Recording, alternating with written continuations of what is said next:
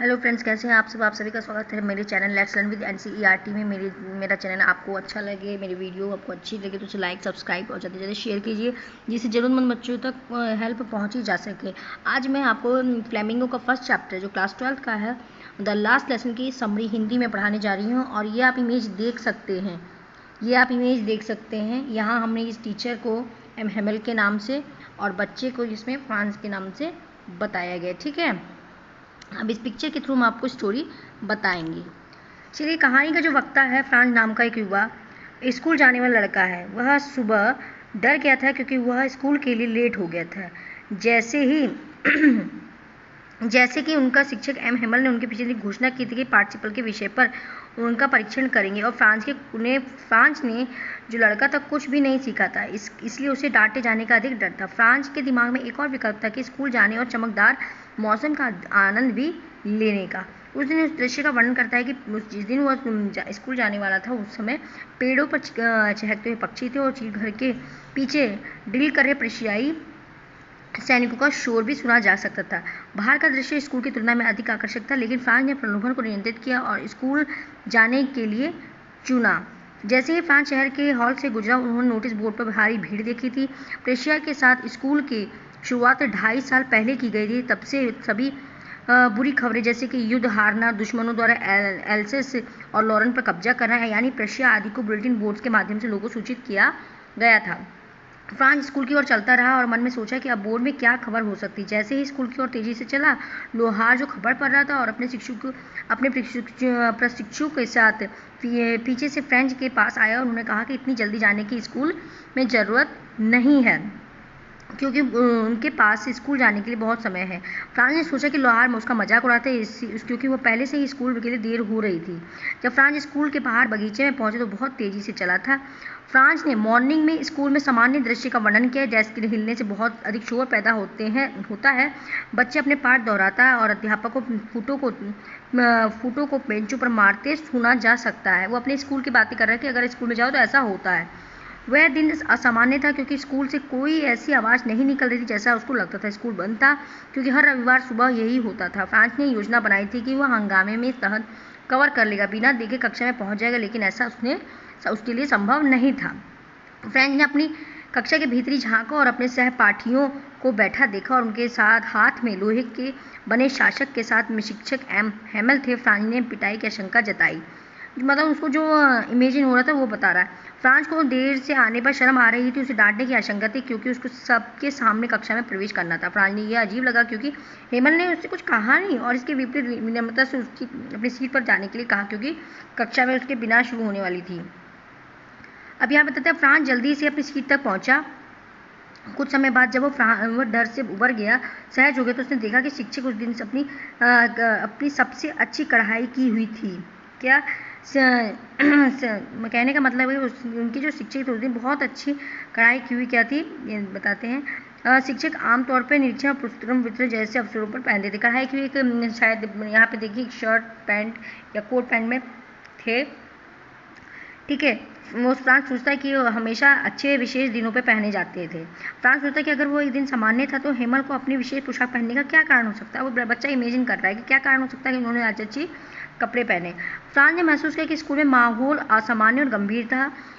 इसे जोड़ने के लिए क्लासरूम की आखिरी बेंच और गांव के वरिष्ठ लोग हारेस पर कब्जा कर लिया था, जो अपनी 3 कोनों वाली टोपी, रिटायर्ड मेयर, पोस्टमार्टम आदि पहने हुए थे। वे सभी उदास लग रहे थे। हॉसर ने अपने पाठक को लाया था जो पुराना और फटा हुआ था। उन्होंने इसे खोला था, इसे अपने घुटनों पर रखा था और इस पर अपने चश्मे लगाए हुए थे। फ्रांस उलझन में था, यह पता नहीं लगा सका कि उस दिन क्या हो रहा था। तब एम हेमल ने बताया कि यह फ्रेंच ने उनके आखिरी पाठ था क्योंकि बर्लिन प्रेशिया को आदेश था कि फ्रांसीसी भाषा को अब आल्सा और लॉरेन के स्कूलों में नहीं पढ़ाया जाएगा और इसके बजाय जर्मन भाषा सिखाई जाएगी। जर्मन शिक्षक अगले दिन पहुंचेंगे। चूंकि यह फ्रेंच के आखिरी पाठ था, वे चाहते थे कि वे ध्यान दें। फ्रांस ये जानकर हैरान हो गया कि वह कभी भी फ्रेंच नहीं सीख सकता था। अब उसे टाउन हॉल के बुलेटिन बोर्ड में डाली गई ताज़ा खबर पता चली। फ्रांस ने पढ़ाई के प्रति गंभीर नहीं होने पर पक्षी के अंडों के शिकार में अपना समय बर्बाद करने और सार नदी में खेलने के लिए खेद व्यक्त किया। अब तक फ्रांस अपनी किताबों में एक अवांछित बोझ मानते थे, लेकिन अचानक वे अपना सबसे अच्छा दोस्त मानने लगे, जिन्होंने वो कभी नहीं छोड़ सकते थे। लेखक इस खबर को सुनने के बाद अध्ययन के प्रति फ्रांस के रवैये से बदलाव दिखाना चाहता था। रवैये में बदलाव दिखाना चाहता है। वह किसी भी समय फ्रेंच सीख नहीं सकता था। ये खबर उनके शिक्षक और हेमल भी उस पर प्रभाव डाल रहे थे। फ्रेंच उससे दूर नहीं जाना चाहता। उन्होंने सोचा कि शिक्षक छोटा स्वभाव और सख्त होगा।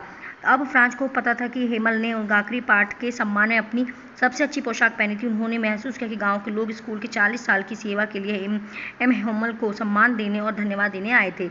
गांव के लोग कक्षा में आ गए थे क्योंकि वे इस बात के पश्चाताप कर रहे थे कि उन्होंने अपने बचपन में अच्छी पढ़ाई नहीं की। वे अपने शिक्षक की 40 साल की सेवा के लिए फ्रांसीसी शिक्षक के रूप में धन्यवाद देने आए थे। इसके अलावा वे अपने देश के प्रति सम्मान दिखाना चाहते थे और अपनी मातृभाषा के रूप में दुखी थे। फ्रेंच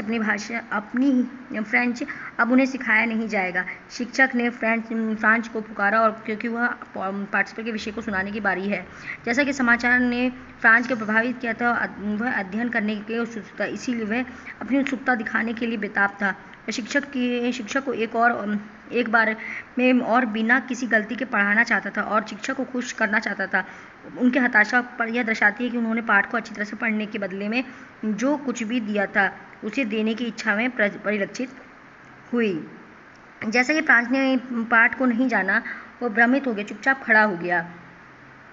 खड़ा रहा। उसकी दिल तेजी से धड़कता क्योंकि उसे खुद पर शर्म आ रही थी और अपने शिक्षक का सामना करने की हिम्मत नहीं थी। एम हेमल ने फ्रांस से कहा कि वह उसे डांटे नहीं क्योंकि वह उसे अपनी गलती का एहसास हो गया था। फ्रेंच ने हर दिन खुद को बताया वह अगले दिन अध्ययन करेगा। जब अब अध्ययन का अवसर समाप्त हो गया था, अब वह कुछ भी नहीं जानता था।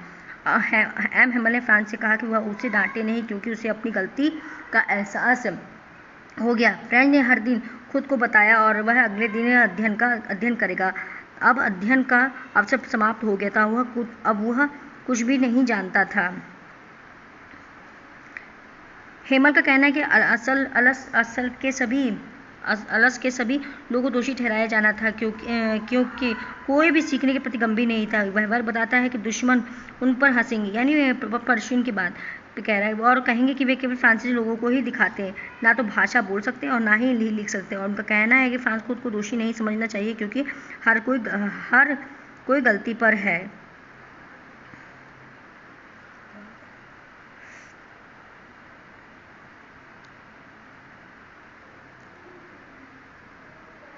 फ्रांस ने महसूस किया कि वहाँ कक्षा में देशभक्ति की हवा थी। नोटबंदी फ्रांस के झंडे की तरह थी और चारों तरफ तैर रही थी। पूरी कक्षा में लिखने में व्यस्त थी और केवल वही तेजी से आवाज़ सुनी जा सकती जो कागज पर लिखी जाती। एक बार कुछ मच्छरों में प्रवेश कर रही, लेकिन कई घबराया नहीं क्योंकि वो लिखने में व्यस्त था। लेखक कक्षा में छत पर बैठे कबूतर की आवाज़ क्लास में सुनी जा सकती थी। फ्रांस ने सोचा कि प्रवासी कबूतरों को जर्मन भाषा में बोलने के लिए मजबूर करेंगे, लेकिन लेखक का कहना है कि भाषा स्वाभाविक रूप में अस्तित्व में आती है। इसके लिए किसी पर दबाव भी नहीं डाला जा सकता, चाहे वो कबूतर या फ्रांसीसी पुरुष।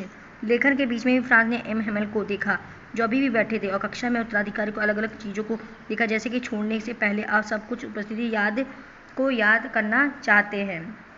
एम हेमल 40 वर्षों से उसी स्थान पर पढ़ा रहे थे।